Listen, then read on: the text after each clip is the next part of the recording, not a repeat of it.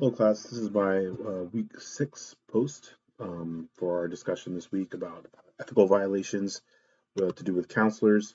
Some of the common themes that I look at when I looked at some of the board discipline in the state of Florida was inappropriate or sexual um, relationships with clients and counselors, um, incompetence, professional misrepresentation, breach of confidentiality, some inappropriate fee assessments, and failure to obtain informed consent was another one as well. So when I kind of look at all of these, there was a bunch. I looked at one of the more recent cases from the state of Florida. It actually was being reviewed by the Florida Board of Counselors. And so this was 2 counts against a Florida counselor, her license, which is temporarily suspended. Um, they stated that she violated Florida statutes for sections 456.072 and Florida it's section 491.009 by engaging in sexual misconduct with a patient. And they also alleged that the counselor fraudulently altered patients' treatment records as well. So some pretty serious allegations against the counselor.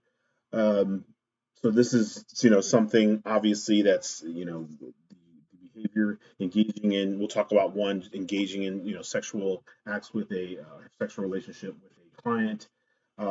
This would violate multiple um, principles in the code ACA code of ethics.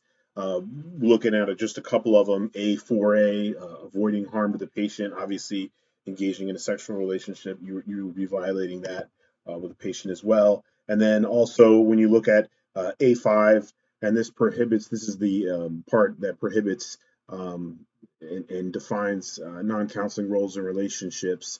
So, which explicitly A51 prohibits sexual romantic relationships between clients and counselors.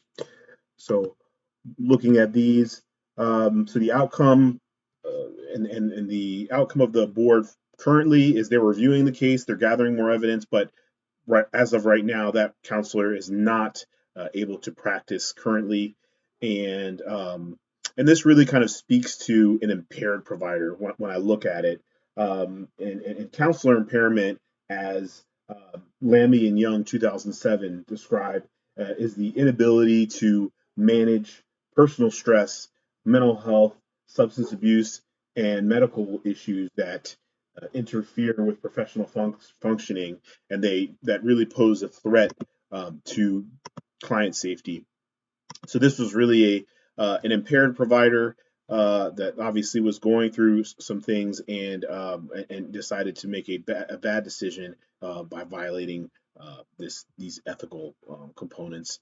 So this, to me, and the state code of Florida as well puts the responsibility on providers to address personal issues like mental health issues, substance abuse issues as well by getting treatment or and absolutely stopping practice.